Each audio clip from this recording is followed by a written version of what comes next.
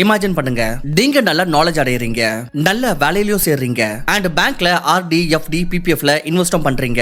இப்போ நீங்க இவ்வளவு உழைச்சதுனால கண்டிப்பா எக்ஸ்பெக்டும் பண்ணுவீங்க நீங்க உங்களுடைய அந்த ஃப்ரெண்ட்ஸை விட நல்ல ஃபைனான்ஷியலி பெர்ஃபார்ம் பண்ணுவீங்கன்னு. யாரெல்லாம் ஸ்கூல் அண்ட் காலேஜ்ல கஷ்டமே படலையோ அண்ட் பிலோ ஆவரேஜ் தான் பெர்ஃபார்மே பண்ணாங்க. ஆனா 40 வயசுல உங்களோட ஒரு ஃப்ரெண்ட் சந்திக்கிறாரு. அவர் படிப்புல உங்களை விட ரொம்ப மோசமா பெர்ஃபார்ம் பண்ணாரு. ஆனா அவரை நீங்க சந்திச்சப்போ அப்ப உங்களுக்கு தெரிய வருது அவர் ஒரு மில்லியனர் ஆயிட்டாருன்னு. அதாவது சின்ன வயசுல அவர் என்ஜாய் பண்ணாரு அண்ட் கூடவே அவர் உங்களை விட அதிகமான ரிவார்டும் கிடைச்சிருக்கு. நீங்க ஆச்சரியமாயிடுறீங்க அண்ட் தெரிஞ்சுக்க முயற்சி பண்றீங்க. அட இது எப்படி ஆச்சு? ரொம்ப ரிசர்ச்சுக்கு பிறகு உங்களுக்கு தெரிய வருது உங்களுடைய நண்பர் ஒரு ஃபயர்மேன்கான ஜாப்ல இருந்தாரு, ரொம்பவே ஆவரேஜான சாலரியில. ஆனா அவரோட நெய்பர்ஹுட்ல நோட்டீஸ் பண்ணாரு ஒரு லோக்கல் கம்பெனி ரொம்ப வேகமா எக்ஸ்பாண்ட் பண்ணிட்டு இருக்கு அண்ட் ஒவ்வொரு வருஷமும் புது லொகேஷன்ஸ்ல புது ஸ்டோர்ஸ் ஓபன் பண்ணிட்டு இருக்காங்க. அதுவும் லோன் எதுவும் வாங்காமலே. அவர் ரொம்ப உறுதியாயிட்டாரு இந்த மாதிரி எப்படி ஏற்படும்னா அப்படி இந்த கம்பெனி ரொம்ப நல்லா earn பண்ணாதான். இதனால இவரும் அவரோட ஃபேமிலியும் ஒண்ணா சேர்ந்து இதுல 1.5 லட்சம் ரூபாய் இன்வெஸ்ட் பண்ணிட்டாங்க. அண்ட் ஏன் அந்த கம்பெனி க்ரோ ஆகிட்டு போனதுனால இதனால உங்களோட ஃப்ரெண்டும் அதே கம்பெனில ஒவ்வொரு வருஷமும் கொஞ்சம் பணம் இன்வெஸ்ட் பண்ணிட்டே இருந்தாரு. அண்ட் இதனாலேயே ஒரே டிகேட்ல அவர் மில்லியனர் ஆயிட்டாரு. ஆனா நீங்க எங்க இருந்தீங்களோ அதே இடத்துல இருக்கீங்க. FD, RD and PPF game விளையாடிட்டே இருக்கீங்க. இப்போ உங்களை நிறைய பேர் யோசிப்பீங்க, அட இது ஒரு ஃபிக்ஷனல் ஸ்டோரி தானேன்னு. இது உண்மையா நடந்திருக்கு என்ன? உண்மையில அது மாதிரி நடக்க போகுது. ஆனா இது ஒரு ரியல் எக்ஸாம்பிள். பீட்டர் லிஞ்ச் அவருடைய புக் ஒன் அப்பான் வால் ஸ்ட்ரீட்ல தெரிவிச்சிருக்கார். அதுல ஒரு ஃபயர்மேன் டாம்பெக்ஸ் என்ற பேர் உள்ள ஒரு கம்பெனியோட ஷேர்ஸ் வாங்கிட்டே இருந்தாரு அண்ட் ஃபைனலி மில்லியனர் ஆயிட்டாரு. அண்ட் இது ஒரு பெஸ்ட் வழி பணத்தை வச்சு பணம் சம்பாதிக்கிறதுக்கு. அப்ப குறைஞ்சபட்சம் இவ்வளவு ஸ்கில் உருவாக்கிக்கோங்க சோ தட் மத்தவங்களுடைய பிசினஸோட growthல இருந்து பணம் சம்பாதிக்க முடியும். இப்போ நம்மள பல பேர் யோசிச்சுட்டு இருப்போம், சார் இது ரொம்ப டிஃபிகல்ட் ஆச்சு, எல்லாராலையும் இந்த மாதிரி செய்ய முடியாது, இல்ல எங்களுக்கு இன்வெஸ்ட்மென்ட்டே புரியலன்னு சொல்லுவீங்க. ஆனா இந்த வீடியோல நம்ம சின்ன பசங்க பாஷையில புரிஞ்சுக்க போறோம் நம்ம இன்வெஸ்ட் எப்படி பண்றதுன்னு. So let's start my dear brothers and sisters. Imagine பண்ணுங்க, நீங்க ஷாப்பிங்க்கு பஜாருக்கு போகிறீங்க. அப்ப உங்களுடைய ஒரு பாலிக ஸ்நேகிதன் சந்திக்கிறாரு. அவரோட பேர் ராகுல். நீங்க ரெண்டு பேரும் ரொம்ப டைம்க்கு அப்புறம் சந்திச்சிருக்கீங்க. சோ நீங்க ரெண்டு பேரும் டிசைட் பண்றீங்க, சரி வா கொஞ்சம் டைம் ஸ்பெண்ட் பண்ணி ரெஸ்டாரண்ட்ல காஃபி குடிக்கலாம். அங்க ராகுல் தெரிவிக்கிறாரு அவர் ஒரு பிஸ்கட் தயாரிக்கிற ஃபேக்டரி செட் பண்ணிருக்காருன்னு. அண்ட் அவருக்கு அவரோட பிசினஸ் எக்ஸ்பாண்ட் பண்றதுக்கு மினிமம் 10 லட்சம் ரூபாய்க்கான அவசியம் இருக்கு. சோ உங்களால அவருக்கு காசு கொடுக்க முடியுமா? இதுக்கு பதிலா அவர் அவர் கம்பெனியோட சில பகுதி, அதாவது ஷேர்ஸ் கொடுக்க முடியும். நீங்க ராகுல் கிட்ட சொல்றீங்க எனக்கு யோசிக்கிறதுக்கு கொஞ்சம் டைம் தேவைன்னு. அண்ட் அப்புறமா வீட்டு விஷயங்கள் எல்லாம் பேசிட்டு நீங்க ரெண்டு பேரும் ரெஸ்டாரண்ட்ல இருந்து வெளியே உங்க வீட்டுக்கு போயிட்டு இருக்கீங்க. வீட்டு பக்கம் போகிறப்போ கொஞ்ச நேரத்திலேயே உங்களுடைய இன்னொரு பேட்ச்மேன் சந்திக்கிறாரு விகாஸ். நீங்க விகாஸ் கூடவோ அகைன் ரெஸ்டாரண்ட்ல உட்கார்ந்தறீங்க. கொஞ்சம் பேசலான்னு விகாஸ் உங்ககிட்ட சொல்றாரு அவரும் ராகுல் மாதிரி ஒரு பிஸ்கட் கடை ஃபேக்டரி செட் பண்ணிருக்காருன்னு. அண்ட் அவருக்கும் 10 லட்சம் ரூபாய்க்கான அவசியம் இருக்கு அவருடைய பிசினஸ்க்காக. சோ நீங்க அவருக்கு ஹெல்ப் பண்ண முடியுமா? இப்போ ராகுல் அண்ட் விகாஸ் ரெண்டு பேருமே உங்களுக்கு கன்வின்ஸ் பண்ண முயற்சி பண்ணாங்க நீங்க அவங்களோட கம்பெனில இன்வெஸ்ட் பண்ண முடியுமான்னு. அண்ட் ரெண்டு பேருமே உங்ககிட்ட இதுவும் சொன்னாங்க நீங்க எந்த வேலையும் செய்யணும்னு அவசியம் இல்ல, வெறும் பணம் மட்டும் தான் கொடுக்கணும். அப்படி கம்பெனி க்ரோ ஆயிடுச்சுன்னா அப்ப உங்களோட பணமும் அந்த அளவுக்கு ரேட்லயே க்ரோ ஆகும் எந்த அளவுக்கு கம்பெனியோட growth இருக்கோ. அண்ட் இதனால் எந்த ஒரு உழைப்பும் இல்லாம நீங்க பணத்தை வச்சு பணம் சம்பாதிக்கலாம். நீங்க வீட்ல உட்கார்ந்து யோசிக்கிறீங்க என்ன செய்யலான்னு. ரெண்டு பேரும் நல்ல நண்பர்கள் தான், ஆனா உங்ககிட்ட அவ்வளவு பணம் இல்ல ரெண்டு பேர்த்துல இன்வெஸ்ட் பண்றதுக்கு. நீங்க உங்களுடைய ஃபேமிலி மெம்பர்ஸையும் பாக்குறீங்க அண்ட் அவங்களுடைய ஃபியூச்சரை பத்தியும் யோசிக்கிறீங்க. சோ நீங்க சரியா யோசிக்காம எதுவும் தீர்மானம் பண்ணாம இன்வெஸ்ட் பண்ண முடியாது. ரொம்ப டைம்க்கு அப்புறம் நீங்க யோசிக்கிறீங்க, சரி நான் ரெண்டு பேர்ல ஒரு ஃப்ரெண்டுக்கு ஹெல்ப் பண்றனாலும் பணத்தை இன்வெஸ்ட் பண்ணி சோ குறைஞ்சபட்சம் எனக்கு அவங்க ரெண்டு பேரோட பிசினஸ் பத்தி தெரியணும்ல. நீங்க ரொம்ப நேரத்துக்கு உட்காருங்க அண்ட் நீங்க ராகுல் அண்ட் விகாஸ் ரெண்டு பேருக்கும் சேம் இமெயில் சென்ட் பண்றீங்க. இதுல அவங்க கிட்ட பிசினஸ்க்கு ரிலேட்டட் நம்ம சில கேள்விகள் கேட்டிருக்கோம். இமெயில் பார்க்க இந்த மாதிரி இருக்கு. டியர் ப்ரோ, உங்களோட கம்பெனில இன்வெஸ்ட் பண்றதுக்கு முன்னாடி எனக்கு உங்களுடைய பிசினஸ்க்கு ரிலேட்டட் சில கேள்விகள் இருக்கு. உங்களால எவ்வளவு சீக்கிரம் முடியுமோ இந்த 5 கேள்விக்கான பதில் இமெயில்ல ரிப்ளை பண்ணிடுங்க சோ தட் நான் சரியான டிசிஷன் எடுக்கலாம். போன வருஷம் நீங்க எவ்வளவு ரூபாய் சேல்ஸ் பண்ணிருக்கீங்க? 2 அந்த சேல்ஸ்ல உங்களுக்கு எவ்வளவு ப்ராஃபிட் கிடைச்சது? 3 நீங்க பிசினஸ்க்காக இது வரைக்கும் யார்கிட்டனா கடன் வாங்கிருக்கீங்களா? அப்படி ஆமானா அப்ப எவ்வளவு? 4வது அப்படி நாளைக்கு பிசினஸ்ல எதனா பிரச்சனை வந்துச்சுனா அப்ப பிசினஸ்க்காக மேற்கொண்டே எதனா பணம் இருக்குதா பேங்க்ல சோ தட் அந்த மோசமான சமயத்துல பிசினஸ் நடக்க கூடணும். அண்ட் 4 உங்ககிட்ட சொந்தமா பிசினஸ் உடைய எவ்வளவு பெர்சன்டேஜ் இருக்கு? வீட்ல இருக்கிறவங்க எல்லாரும் கேட்டதா சொல்லுங்க. நீங்க அடுத்த நாள் எழுந்துக்கிறீங்க அண்ட் உங்களோட மொபைல் செக் பண்றீங்க. நீங்க பாக்குறீங்க ராகுல் அண்ட் விகாஸ் ரெண்டு பேருமே உங்களோட இமெயிலுக்கு ரிப்ளை பண்ணிருக்காங்க. ராகுல் உங்களுக்கு டேட்டா மெயில் பண்றாரு. போன வருஷத்தோட சேல்ஸ் 10 லட்சம், போன வருஷத்தோட ப்ராஃபிட் 3 லட்சம், இது வரைக்கும் இருக்கிற கடன் 50,000, மோசமான நேரத்துக்காக கொஞ்சம் ரிசர்வ்டு பணம் 2 லட்சம், என்கிட்ட பிசினஸ் உடைய பெர்சன்டேஜ் 95%. விகாஸோட இமெயில் உங்களுக்கு வருது. அவருடைய நம்பர் இந்த மாதிரி இருக்கு. போன வருஷத்தோட சேல்ஸ் 10 லட்சம், போன வருஷத்தோட ப்ராஃபிட் 1 லட்சம், இது வரைக்கும் வாங்கின கடன் 6 லட்சம், மோசமான நேரத்துக்காக கொஞ்சம் ரிசர்வ்டு பணம் 10,000, என்கிட்ட பிசினஸ் உடைய பெர்சன்டேஜ் 10%. இப்ப நீங்க எனக்கு இது சொல்லுங்க.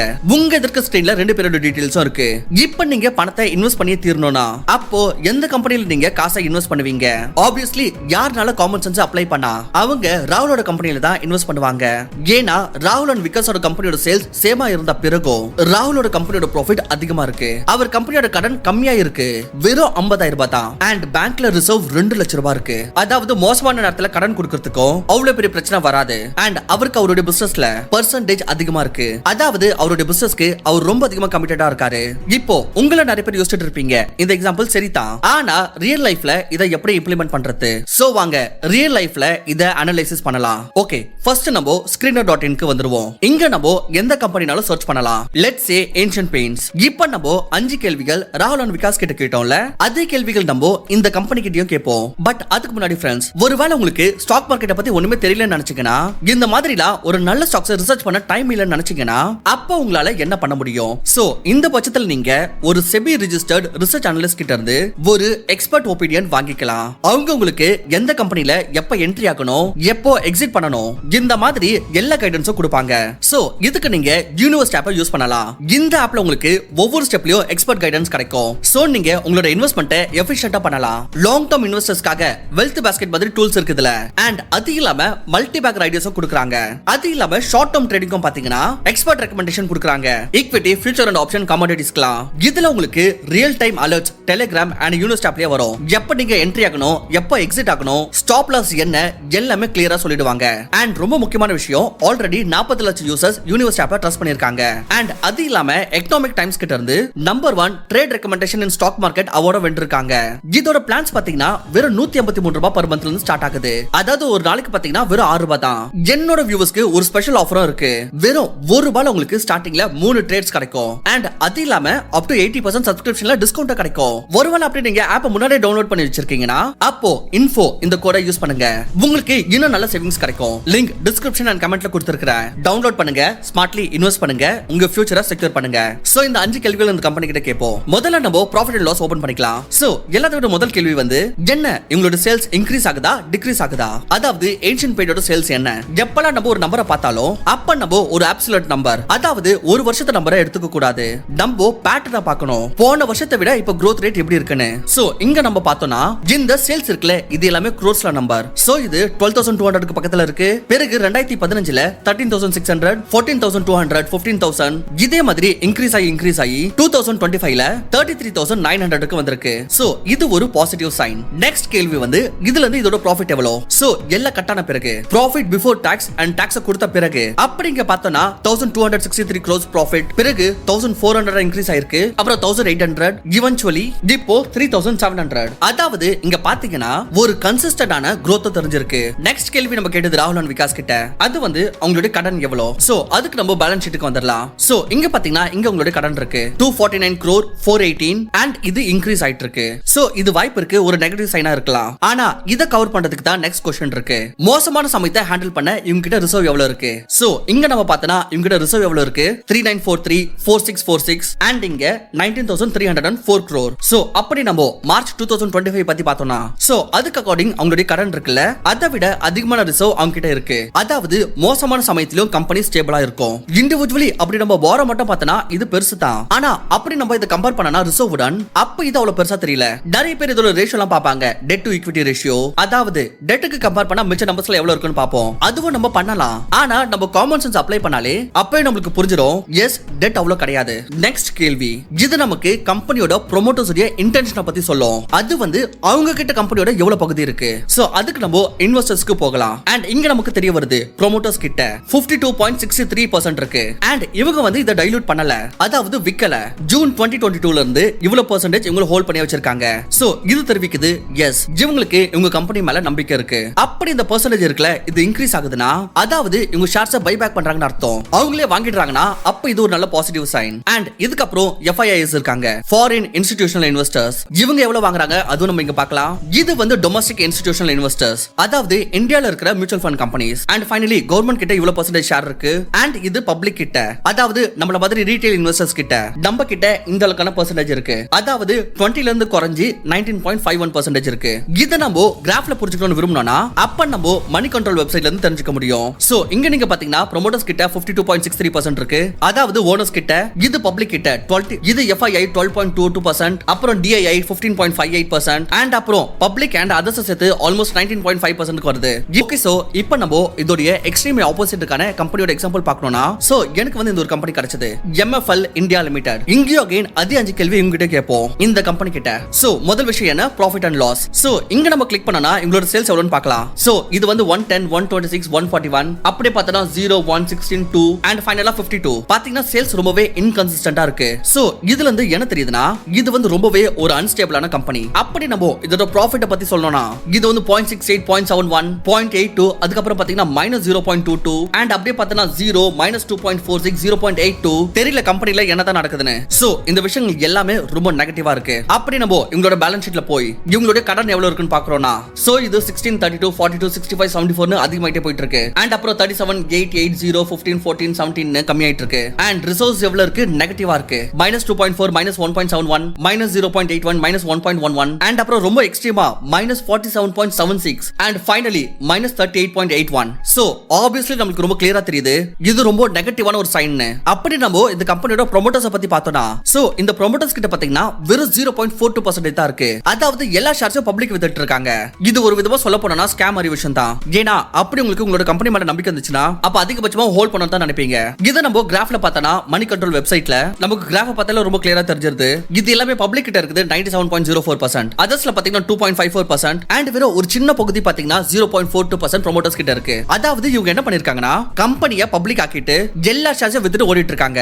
அண்ட் இதுல இன்னொரு நெகட்டிவான விஷயம் என்னன்னு தோணுச்சுன்னா, நீங்க உங்களோட வெப்சைட்டை கிளிக் பண்ணீங்கன்னா MFL India அப்ப இது ஓபனே ஆகாது. பாத்தீங்கன்னா இந்த டொமைன் நேமே யாரும் வாங்க விரும்பல. சோ ஆப்வியஸ்லி யாரும் இந்த கம்பெனில இன்வெஸ்ட் பண்ணாங்கன்னா அது ஒரு மோசமான இன்வெஸ்ட்மெண்டா இருக்கும். அண்ட் பொட்டன்ஷியலி உங்களுக்கு வர லாஸ் அது 100% தான். சோ இதுக்காக தான் உங்களுக்கு முன்னாடி சொன்ன மாதிரி உங்களுக்கு ஸ்டாக் ரிசர்ச் பண்ண டைம் இல்ல ஒரு நல்ல கம்பெனி எப்படி கண்டுபிடிக்கணும்னு தெரியலனா அப்ப நீங்க கண்டிப்பா யூனிவர்ஸ் ஆப் மூலமா ஒரு SEBI-registered ரிசர்ச் அனலிஸ்ட் கிட்ட இருந்து அட்வைஸ் வாங்கிக்கலாம். ரொம்ப கம்மி ஃபீஸ் தான், ட்ரை அவுட் பண்ணி பாருங்க. இப்போ முக்கியமான கேள்வி வருவது என்னன்னா, அப்படி சொன்ன இந்த 5 கண்டிஷன் சாட்டிஸ்ஃபை ஆயிடுச்சுன்னா அப்ப நம்ம எந்த பிரைஸ்லயும் ஷேரை வாங்கிடலாமா? இதுக்கான ஆன்சர் கொடுக்கிறதுக்கு முன்னாடி நம்ம PE ரேஷியோ என்னன்றத புரிஞ்சுப்போம். PE ரேஷியோக்கு அர்த்தம் வந்து ஒரு வருஷத்துல ₹1 சம்பாதிக்கிறதுக்கு நம்ம எவ்வளவு காசு இன்வெஸ்ட் பண்ண வேண்டியது இருக்கும். ஃபார் எக்ஸாம்பிள் அப்படி நம்ம பேங்கை உதாரணமா எடுத்துக்கணும்னா, அண்ட் பேங்க்ல 5% இன்ட்ரெஸ்ட் வச்சுப்போம். அண்ட் நம்ம பேங்க்ல ₹100 இன்வெஸ்ட் பண்றோம். சோ ஒரு வருஷத்துக்கு பிறகு இந்த ₹100 ₹105 மாறிடும். அதாவது 105 -100 is equal to ₹5 earnings ஆயிருக்கு. சோ இந்த கேஸ்ல PE ரேஷியோ என்னவா இருக்கும்னா, பிரைஸ் அதாவது என்னன்னா ₹100 divided by earning அது வந்து ₹5. அதாவது 100 divided by 5 equal to 20. அதாவது ஒரு வருஷத்துல ₹1 சம்பாதிக்கிறதுக்கு நீங்க பேங்க் ₹20 தர வேண்டியது இருக்கும். சோ பாத்தீங்கன்னா வருஷத்தோட ஆரம்பத்துல பேங்க் ₹100 கொடுத்திருக்கிறோம். அதாவது ₹20 5 நோட்கள். அப்பதான் நமக்கு ஒவ்வொரு ₹20 நோட்டுக்கு ₹1 கிடைச்சது. சோ டோட்டல் ₹100 கொடுத்ததனால் நம்மளுடைய earning ₹5 இருக்கு. ஐ ஹோப் இந்த கான்செப்ட் உங்களுக்கு புரிஞ்சிருக்கும். பிகாஸ் எனக்கு தெரிஞ்சதுக்கு சிம்பிளா சொல்லிருக்கேன். இப்போ நம்ம என்ன பார்க்கறோம்னா, கம்பெனியோட ஷேர்ஸ் வந்து விலை கம்மியா கிடைக்குதா இல்ல விலை அதிகமா கிடைக்குதான்னு. சோ இதுக்கு இருக்கிறதுல ரொம்ப சுலபமான மெத்தட் வந்து அது வந்து எந்த கம்பெனி நம்ம வாங்கணும்னு விரும்புறோமோ அந்த கம்பெனியோட PE நம்ம மிச்ச சிமிலர் கம்பெனிஸோட PE உடன் கம்பேர் பண்ணுவோம். இது ரொம்ப சிம்பிளிஃபைட் வேல சொல்லணும்னா இப்படி புரிஞ்சுக்கோங்க. இப்போ நீங்க ஒரு கடையில இருந்து லேப்டாப் வாங்கணும்னு விரும்புறீங்க. சோ நீங்க இதே லேப்டாப்பை மிச்ச இருக்கிற 4 கடையோட கம்பேர் பண்ணி அதுங்கள என்ன பிரைஸ்ல கிடைக்குதுன்றத பார்த்து வாங்கலாம். சரி வாங்க இதுக்கான ஒரு பிராக்டிகல் எக்ஸாம்பிள் பார்க்கலாம். அகைன் நம்ம screener.in க்கு வந்துருவோம். அண்ட் ஏன்ஷியன்ட் பெயிண்டோட PE அதோட இண்டஸ்ட்ரியல் PE உடன் கம்பேர் பண்ணுவோம். இதோட ஸ்டாக்கோட PE இத நீங்க பார்க்கலாம் 55.9. அதாவது மக்கள் ₹55.9 கொடுக்க தயாரா இருக்காங்க per இயர்க்கு ₹1 சம்பாதிக்கிறதுக்காக. இதே நம்ம இதோட இண்டஸ்ட்ரியல் PE உடன் கம்பேர் பண்ணோம்னா, சோ அப்படி உங்களுக்கு இங்க இண்டஸ்ட்ரியல் PE தெரியலனா அப்ப நீங்க இங்க சர்ச் பண்ணலாம். இப்போ நீங்க இத கிளிக் பண்ணீங்கன்னா இந்த ரேஷியோ இங்க ஆட் ஆயிடும். சோ இங்க இதோட இண்டஸ்ட்ரியல் PE வந்து ₹39.6 இருக்கு. இதுக்கு அர்த்தம் என்னன்னா இந்த கேட்டகரியில இருக்கிற சிமிலர் கம்பெனிஸ் இருக்குல அதுக்காக மக்கள் ₹39.6 கொடுக்க தயாரா இருக்காங்க. சோ இந்த பட்சத்தில் என்ன தெரியுதுன்னா, நம்ம ஃபைனான்சியல்ஸ் பார்த்த வரைக்கும் நமக்கு தெரியுது இந்த கம்பெனி ஸ்ட்ராங்கா இருக்குன்னு. ஆனா இப்போ இதோட பிரைஸ் இருக்கு அது கொஞ்சம் காஸ்ட்லியா இருக்கு. அப்படி இந்த பிரைஸ் டிப் ஆகுதுன்னா ரொம்ப கம்மியாகுதுன்னா அப்போ இந்த அனலிஸ்ட்க்கு அக்கார்டிங் இது ஒரு நல்ல பர்ச்சேஸாக சாபித்தியமாகலாம். ஒருவேளை அப்படி நம்ம இதை வாங்கிட்டோம்னா அதுக்கு நம்மளோட காசு முழுகி போயிடுன்னு அர்த்தமாகாது. ஏன்னா இதோட ஃபைனான்சியல்ஸ் பார்த்தா ரொம்ப ஸ்ட்ராங்கா இருக்கு. அதே சமயத்தில் பாத்தீங்கன்னா நமக்கு இதுல இருந்து ரொம்ப பெரிய ப்ராஃபிட் கிடைக்கணும் அதுக்குன்னு வாய்ப்பு இல்ல. So I hope you got the point. Again நம்ம கம்பேர் பண்ணுவோம் என்னவோ MFL India இருக்கு அதுவும். அகைன் நம்ம எங்க இண்டஸ்ட்ரியல் PE செலக்ட் பண்ணிக்கலாம். சோ தட் இந்த ரேஷியோ இங்க வந்துரும். சோ இதோட இண்டஸ்ட்ரி PE எவ்வளவு இருக்கு? 3.46 அண்ட் இந்த ஸ்டாக் PE இருக்கு அது 0.30 இருக்கு. அதாவது மக்கள் ₹1 சம்பாதிக்கிறதுக்கு 30 பைசா கொடுக்கிறதுக்கு கூட தயாரா இல்ல. சோ இந்த பர்టిక్యులர் பாராமீட்டர் பார்த்தனா இது ஒரு நல்ல பர்ச்சேஸாக தோணலாம். ஆனா நம்ம இதோட ஃபைனான்சியல்ல பார்த்துட்டோம் இது ரொம்பவே அன்ஸ்டேபிளான கம்பெனின்னு. இதோட டொமைன் பேர் கூட ஓபன் ஆகல. So again I hope you got the idea. இந்த கிரைட்டீரியால நம்ம என்ன செய்யணும் நினைச்சோனே. சோ फ्रेंड्स நம்ம என்ன பார்த்தனா ஷேர் மார்க்கெட் வந்து ஒரு ரொம்ப நல்ல வழி பணத்தை வச்சு பணம் சம்பாதிக்கிறதுக்கு. அப்படி நம்ம இந்த மல்டி பேக்கர் கம்பெனிஸ் எல்லாம் பார்த்தோம்னா உதாரணத்துக்கு ஆஸ்ட்ரல் பைப்ஸ், ஏன்ஷியன் பெயிண்ட்ஸ் அப்படி நம்ம சரியான டைம்ல இந்த கம்பெனில இன்வெஸ்ட் பண்ணிருந்தோம்னா அப்ப நம்ம எந்த ஒரு வேலையும் செய்யாமலே ஏகப்பட்ட ரிட்டர்ன் அடைஞ்சிருப்போம். ஃபார் எக்ஸாம்பிள் அப்படி நம்ம ஏன்ஷியன் பெயிண்ட்ஸ் எடுத்துக்கணும்னா ஜனவரி 2006ல இதோட ஷேர் பிரைஸ் 50 ரூபாய்க்கு பக்கத்துல இருந்துச்சு அண்ட் இப்போ இதோட பிரைஸ் வந்து அது 2285 அரௌண்ட் போயிட்டு இருக்கு. அதாவது 2285 டிவைடட் பை 50 பாத்தீங்கன்னா இது ஒரு ப்ராப்பரான மல்டி பேக்கரா இருந்திருக்கு. வெறும் 20 வருஷத்துல 45 மடங்கு பணம். இதே மாதிரியே இன்னொரு மல்டி பேக்கர் கம்பெனி இருந்துச்சு ஆஸ்ட்ரல் லிமிடெட். அப்படி நம்ம இங்க பார்த்தோம்னா இதோட ஷேர் பிரைஸ் 2007-2008 டைம்ல 7 to 8 ரூபீஸ்க்கு பக்கத்துல இருந்திருக்கு அண்ட் இப்போ இதோட பிரைஸ் வந்து 1558 இருக்கு. அப்படி நம்ம இந்த நம்பர்ஸ் கால்குலேட் பண்ணோம்னா 1558 டிவைடட் பை 7 அதாவது 222 டைம்ஸ் பாத்தீங்கன்னா 200x பிளஸ் பேக்கரா இருந்திருக்கு. சோ இது பாத்தீங்கன்னா ஒரு விதமான இன்வெஸ்ட்மெண்ட். அப்படி நீங்க ஒரு பிசினஸ் நடத்தலாம்னா ஆனா அப்படி உங்ககிட்ட ஒரு ஸ்கில் இருக்குனா இந்த மாதிரி கம்பெனிஸை கண்டுபிடிக்க முடியும்னு வெல் ஆப்வியஸ்லி இது அவ்வளவு சுலபம் கிடையாது பிரெடிக்ட் பண்றதுக்கு. ஜேனா இந்த டைம்ல வந்து யாரால சொல்லிருக்க முடியாது இதோட ஃபைனல் ரிசல்ட் வந்து இவ்வளவு பெருசா பின்னாடி வந்திருக்கோன்னு. பட் அப்படி நம்ம இந்த ஸ்கில்ல அக்வயர் பண்ணி இதே மாதிரி ஏகப்பட்ட கம்பெனிஸை கண்டுபிடிச்சு இன்வெஸ்ட் பண்ணோம்னா அப்போ ரொம்பவே சான்சஸ் இருக்கு அதுல இருந்து 1 இல்ல 2 கம்பெனி மல்டி பேக்கர் ஆக கூடும். இப்போ யாரால ஷுவரா சொல்ல முடியாது ஆக்சுவலி எந்த கம்பெனிஸ்லாம் இந்த மாதிரி வரும்னு. பட் ஆனாலும் நம்ம ஒரு ஃபில்டர் ஒரு கிரைட்டீரியா பார்த்தோம் இதை அப்ளை பண்றதுனால நம்ம சக்சஸ்ஃபுல் ஆகிறதுக்கான சான்சஸ் அதிகரிக்க கூடும். இந்த கிரைட்டீரியால நம்ம பார்த்தோம் இந்த 5 விஷயத்தை குறைஞ்சபட்ச கம்பெனிஸ்ல செக் பண்ணுங்க. அதுல எல்லாத்தையும் விட முதல் கிரைட்டீரியா வந்து நெட் சேல்ஸ். அதாவது சேல்ஸ் வருஷம் grow ஆகுதா இல்லையான்றத பார்க்கணும். எவ்வளவு அதிகமான growth அவ்வளவு நல்லது. இரண்டாவதா நம்ம பார்த்தோம் நெட் ப்ராஃபிட். அதாவது ப்ராஃபிட் இன்க்ரீஸ் ஆகுதா. மூணாவதா நம்ம பார்த்தோம் borrowing. அதாவது டெட் அதாவது கடன். சோ இந்த டெட் இருக்குல அது கம்மியா இருக்கணும். இது காமன் சென்ஸ் தான். நாலாவதா நம்ம பார்த்தோம் எவ்வளவு கம்பெனியோட ரிசர்வ்ஸ் அதிகமா இருக்குதோ அவ்வளவு நல்லது. ஏன்னா மோசமான காலத்தில் நம்மளால கடனை கட்ட முடியும். இந்த கேஸ்ல நிறைய பேர் டெட் டு ரிசர்வ் ரேஷியோ எடுத்துப்பாங்க. சிலர் டெட் டு ஈக்விட்டி ரேஷியோ எடுத்துப்பாங்க. அதாவது ஈக்விட்டிக்கு கம்பேரிட்டிவ்லி எவ்வளவு கடன் இருக்குது. அப்படி இது 10% இல்ல 10% விட கம்மியா இருக்குனா அப்ப இது ஜெனரலி நல்லதுன்னு கன்சிடர் பண்ணப்படும். அண்ட் அஞ்சாவது வந்து ப்ரோமோட்டர்ஸ் ஹோல்டிங். அதாவது அப்படி கம்பெனியோட ப்ரோமோட்டர்ஸ் அவங்களுடைய எல்லா ஷேர்ஸும் செல் பண்ணாம இருக்காங்கன்னா அப்ப இது ஒரு நல்ல சைன். அப்படி செல் பண்றாங்கன்னா அப்ப இது ஆப்வியஸ்லி மோசமான சைன். ஃபைனலி இந்த 5 விஷயத்தை பார்த்ததுக்கு அப்புறம் கம்பெனியோட ஃபைனான்சியல் ஸ்ட்ராங்கா இருக்குன்னு தோணுதுனா அப்போ வெயிட் பண்ணணும் கம்பெனியோட PE வந்து இண்டஸ்ட்ரியல் PE விட கம்மியா வருதானே. எவ்வளவு கம்மியாகுதோ அவ்வளவு நல்லது. அண்ட் மினிமம் இந்த கிரைட்டீரியாக்கு பிறகு இன்வெஸ்ட் பண்ணுங்க. ஃப்ரெண்ட்ஸ் இங்க பாருங்க இந்த ஒரு 10-15 நிமிஷம் வீடியோல நம்மளால ஃபுல் அனாலிசிஸ் பண்ண முடியாது. சோ இதனால இந்த மெத்தட் வந்து 100% சாலிட் கிடையாது. But still to be honest எந்த அனாலிசிஸும் பாத்தீங்கன்னா 100% ஷூரா இருக்காது. பட் இத செய்யறதால உங்களுக்கு 100% ஒரு பெரிய ப்ராஃபிட்டபிளான கம்பெனி கிடைக்குமான்றதுனா அது ஷூர் இல்ல. ஆனா நீங்க இத கண்டிப்பா தெரிஞ்சுப்பீங்க எந்த கம்பெனிஸோட ஷேர்ஸை கண்டிப்பா வாங்க கூடாதுன்னு. இப்போ உங்களோட சக்சஸ் ரேட் அதிகமாக்கணும்னு விரும்புறீங்கன்னா அப்ப நீங்க கம்பெனியோட பிசினஸ் பத்தி தெரிஞ்சுக்கணும். அதாவது ப்ராடக்ட் என்ன, மக்களுக்கு இது பிடிச்சிருக்கா இல்லையா, கம்பெனி மேல்கொண்டு எப்படி எக்ஸ்பேண்ட் ஆகும், இந்த மாதிரி எல்லா விஷயத்தையும் தெரிஞ்சுக்கணும். ஃப்ரெண்ட்ஸ் நான் stock market investing and mutual fund பத்தி ஒரு கோர்ஸ் பப்ளிஷ் பண்ண போறேன். இப்போ நீங்க நினைக்கலாம் இந்த கோர்ஸோட ஃபீஸ் எவ்வளவு இருக்கும்னு. பயப்பட வேண்டாம். ஃப்ரீயா நம்ம யூடியூப் சேனல்ல போட போற வீடியோ ஃபுல்லா ஷேர் மார்க்கெட்டோட முக்கியமான கான்செப்ட்ஸ் எல்லாத்தையும் டீடைலா பார்க்க போறோம். ஆனா அது பார்க்க நீங்க இன்ட்ரஸ்டடா இருப்பீங்களா இல்லையான்றது எனக்கு தெரிஞ்சுக்கணும். சோ அப்படி நீங்க இன்ட்ரஸ்டடா இருக்கீங்கன்னா உடனே கீழே ஷேர் மார்க்கெட்னு கமெண்ட் பண்ணுங்க. எனக்கு டோட்டல் 500 கமெண்ட்ஸ் வந்துச்சுனா share market and mutual fund பத்தி ஒரு சூப்பர் வீடியோ ரெடி பண்ணி போடுறேன். அண்ட் இந்த மாதிரி யூஸ்ஃபுல் வீடியோஸ் மிஸ் பண்ணாம தொடர்ந்து பார்க்கிறதுக்கு நம்மளுடைய சேனலுக்கு சப்ஸ்கிரைபும் பண்ணிக்கோங்க. Thank you for watching. நான் உங்களை இன்னொரு நல்ல வீடியோல சந்திக்கிறேன்.